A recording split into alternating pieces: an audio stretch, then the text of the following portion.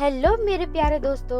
तो एपिसोड की शुरुआत होती है थाने से, जहां इंस्पेक्टर पार्क अपने अधिकारी को बताते हैं कि फुटेज को देखने से पता चलता है कि किडनैपर रूही को नुकसान पहुंचाना नहीं चाहता, बल्कि दोनों एक टीम की तरह काम कर रहे हैं। और रूही एक जीनियस बच्ची है जो पूरे देश में सबसे कम उम्र में मेंसा में शामिल हुई थी। और किमयून के क्रिमिनल रिकॉर्ड के बारे में बताते हुए कहते हैं कि वह जूडो नेशनल टीम में खिलाड़ी था, पर मैच के दौरान गलती से उसने अपने अपोनेंट खिलाड़ी को जान से मार दिया था, जिसके कारण उसका निकनेम मॉन्स्टर पड़ा। फिर अगले सीन में देखते हैं कि किमयून की एक्स वाइफ हुयून किम और रोही को खाना खिलाने के बाद कुछ पैसे देकर अपने घर से जाने को कहती है। इधर दूसरी ओर इंस्पेक्टर पार्क के पास उनकी असिस्टेंट आती हैं और बताती हैं कि डॉक्टर चोई की डायरी में ब्रेन से रिलेटेड बातें लिखी थी। फिर अगले सीन में रोही और किमयून हुयून का पीछा करते हैं, क्योंकि रोही को लगता है कि इसी ने उसके किडनैप का प्लान बनाया था, तो शायद यही उसके पेरेंट्स का मर्डर करी होगी। तो वे देखते हैं कि वह एक आदमी से मिलती है, तो रूही सोचती है कि वह किसी को डेट कर रही है। तो वह किम को कहती है कि तुम ठीक हो ना? तो किम कहता है कि मुझे क्या हुआ, मैं तो बिल्कुल ठीक हूँ। के बाद हुयून उस आदमी के साथ जाने लगती है, तो रूही और किम उसका पीछा करते हैं। तो हुयून एक हॉस्पिटल के अंदर जाती है, तो ये दोनों भी उसके पीछा करते करते हॉस्पिटल जाते हैं। फिर वहाँ हुयून इन्हें देख लेती है। इधर इंस्पेक्टर पार्क और इंस्पेक्टर चेजुन चेयरमैन जीसुन के पास जाते हैं। ये वो व्यक्ति हैं जो डॉक्टर चोई को 2 मिलियन पैसे दिए थे। तो इंस्पेक्टर उन्हें पूछते हैं कि आपने इन्हें इतने पैसे क्यों दिए? तो वह बताता है कि डॉक्टर चोई एक न्यू सर्जिकल मैथोलॉजी डेवलप कर रहे थे, तो मैंने इन्वेस्ट कर दिया। तो इंस्पेक्टर पार्क पूछते हैं कि न्यू मैथोलॉजी इस टाइप की सर्जरी के लिए? तो वह कहता है कि मुझे ज्यादा मालूम नहीं है। तो पार्क कहते हैं कि बिना डिटेल के आपने 2 मिलियन दे दिए। तो वह कहता है कि मैं एक बिजनेसमैन हूँ, तो मुझे पता है कहाँ इन्वेस्ट करना है। इसके बाद वह इंस्पेक्टर पार्क को वहाँ से जाने को कहता है। बस जाते टाइम दोनों इंस्पेक्टर आपस में बात करते हैं, यह व्यक्ति जरूर कुछ छुपा रहा है। फिर इंस्पेक्टर जाने लगते हैं, तो चेयरमैन जीसुन किसी को फोन में कहते हैं उसके बताए अनुसार उसने उन इंस्पेक्टर को जानकारी दी और रोही को पुलिस से पहले ढूंढना होगा। फिर अगला सीन हॉस्पिटल का होता है, जहाँ हुयून दोनों से पूछती है कि मेरा पीछा क्यों कर रहे हो? तो किम बताता है कि रोही को लगता है कि तुमने उसके पेरेंट्स को मारा है। तो वह बताती है कि न्यूज में बताया गया था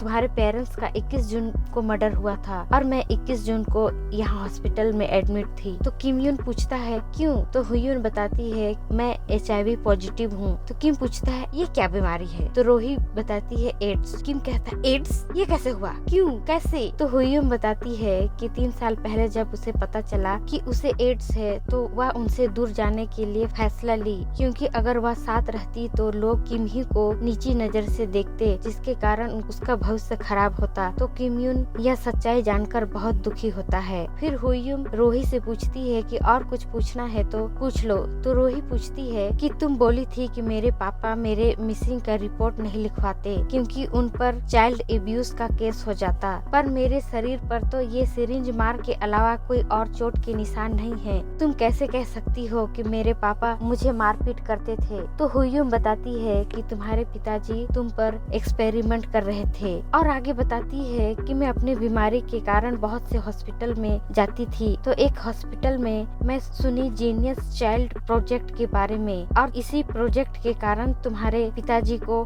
बहुत सारे अमीर लोग पैसे दे रहे थे। तो मुझे लगा कि तुम्हारे पिताजी ही ये प्रोजेक्ट कर रहे हैं, और सुना था कि तुम बहुत जीनियस हो। तो मुझे पता चल गया कि तुम्हारे पिताजी तुम पर ही ये एक्सपेरिमेंट कर रहे हैं, इसलिए हमने तुम्हारा किडनैप का प्लान बनाया ताकि वह पुलिस के पास ना जाए और हमें पैसे भी मिल जाए। तो यह सब सुन रोही को बहुत दुख होता है, पर उसे इन बातों पर पूरा विश्वास नहीं होता और उसे लगता है कि शायद यह झूठ भी हो सकता है। अगले सीन में इंस्पेक्टर पार्क डॉक्टर यूनजुन के पास जाते हैं, और जिन लोगों ने डॉक्टर चोई को बहुत ज्यादा पैसे दिए थे उनका फोटो दिखाकर पूछते हैं ये लोग कौन से रिसर्च के लिए डॉक्टर चोई को पैसे दिए थे। तो डॉक्टर यूनजुन बताते हैं कि इतना ज्यादा पैसा लगा था तो प्रोजेक्ट कुछ बड़ा हो सकता है, पर यह प्रोजेक्ट हॉस्पिटल में नहीं हो रहा था। फिर आगे बताते हैं कि शायद डॉक्टर चोई यह प्रोजेक्ट अपने घर पर ही कर रहे थे होंगे। इंस्पेक्टर पार्क और इंस्पेक्टर चेजुन हॉस्पिटल से निकल रहे थे, तभी चोलयून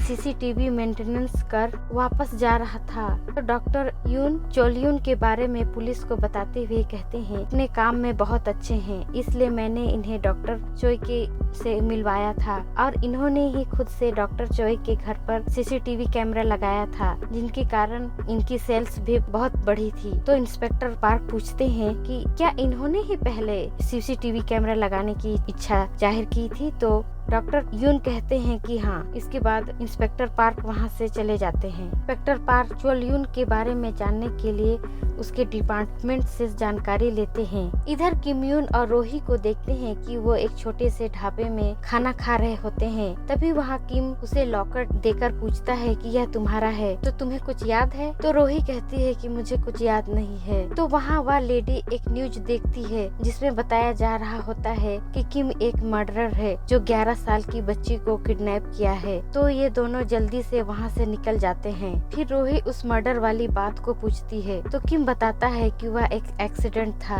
फिर रोही किम से प्रॉमिस लेती है कि वह उसे कभी नहीं मारेगा। तो किम कहता है कि वह उसे कभी नहीं मारेगा। सीन शिफ्ट होता है थाना में, जहाँ इंस्पेक्टर चेजुंग इंस्पेक्टर पार्क को बताता है कि रोही के अजीब फैमिली है। उसके सबसे नजदीकी रिश्तेदार उसके अंकल ही हम पर मर्डर के केस को बंद करने के लिए प्रेशर दे रहे हैं ताकि वे फ्यूनरल कर सकें। फिर इधर किम और रोही को देखते हैं जो सियोल में इधर उधर घूम रहे होते हैं। तो किम रोही को कहता है कि कुछ पुलिस वाले अच्छे भी होते हैं, इसलिए हमें सरेंडर कर लेना चाहिए। फिर तुम हॉस्पिटल में चले जाना जिससे तुम्हारी याददाश्त वापस आ जाएगी। तो रोही नहीं मानती। तो किम कहता है वह उसकी कैसे हेल्प कर सकता है, उसके पास तो दिमाग है ना ही पैसा है। फिर अगले सीन में चोलयून अपने घर आता है। फिर एक बॉक्स में एक हार्ड डिस्क टाइप सामान रखता है। फिर उस बॉक्स को अच्छे से पैक करता है और हम देखते हैं कि दीवार पर उसकी प्रेग्नेंट पत्नी के साथ उसका फोटो है। इधर थाने में इंस्पेक्टर चेजुन पार्क को बताता है कि 30 साल पहले डॉक्टर चोई के पिता के हॉस्पिटल में चोलयून की पत्नी और बच्चे की मृत्यु हो गई थी। तो हो सकता है कि चोलयून ने इसी कारण 30 साल बाद अपना बदला लिया हो। फिर दूसरा इंस्पेक्टर आता है और पार्क चेजुन को बताता है कि किम को हंगम पार्क में देखा गया है। तो सभी किम को पकड़ने के लिए निकल जाते हैं। इधर रोही किम सरेंडर वाली बात से नाराज होती है। तो किम उसे मनाता है और प्रॉमिस करता है कि वह हमेशा उसे प्रोटेक्ट करेगा। इंस्पेक्टर पार्क फुटेज देखकर किम और रोही की डायरेक्शन का पता लगाते हैं। फिर उन्हें पकड़ने जाते हैं। तो वही सस्पिशियस आदमी भी पुलिस का पीछा कर रहा होता है। इधर किम और रोही सोने के लिए एक होटल को देखते हैं। रोही किम को कहती है कि अगर मैनेजर न्यूज देख रहा होगा तो वापस लौट जाना और अगर वह कुछ और देख रहा होगा तो रूम ले लेना, फिर मैं खिड़की से अंदर आ जाऊंगी। तो किम कहता है कि अरे तुम तो बहुत जीनियस हो। फिर किम अंदर जाता है और रूम ले लेता है। और इधर रोही होटल के पास वाली फ्लावर शॉप में फूल देख रही होती है। तभी उसकी माँ याद आती है। तभी वह सस्पिशियस आदमी आता है और रोही को बेहोश कर उठाकर ले जाने लगता है। फिर किम रूम में जाकर खिड़की से रोही को इशारा करता है पर रोही नहीं होती। तो किम जल्दी से बाहर आता है। तो किम देखता है कि फ्लावर शॉप के पास रूही का बैग पड़ा है। फिर वह देखता है कि एक आदमी उसे उठाकर ले जा रहा है। तो किम उसका पीछा करता है। तभी वहाँ पुलिस आ जाती है और किम को पकड़ने लगती है और वह सस्पिशियस आदमी गाड़ी में रूही को ले जा रहा होता है। तो किम पुलिस वालों को मारकर भागता है। फिर एक स्कूटी चुराकर उस आदमी का पीछा करता है और पुलिस भी किम का पीछा करती है। तो इसी भागम भाग में पुलिस एक जगह रोड में फंस जाती है और किम आगे निकल जाता है। फिर किम उस आदमी का पीछा करता है। फिर वह आदमी एक जगह गाड़ी रोकता है। फिर दोनों के बीच जमकर लात घुसा मुक्का सब टाइप से फाइट चलता है। इस फाइट में किम को चाकू भी लग जाता है। रोही को बचा लेता है पर रोही बेहोश होती है और किम घायल होता है। तो किम रोड किनारे रोही को लेकर बैठ जाता है। फिर वहीं वह बेहोश हो जाता है और ये एपिसोड एंड हो जाता है। तो फ्रेंड्स, एक्सप्लेन पसंद आए तो लाइक शेयर सब्सक्राइब करना ना भूलें। धन्यवाद। फिर मिलेंगे अगले पार्ट में।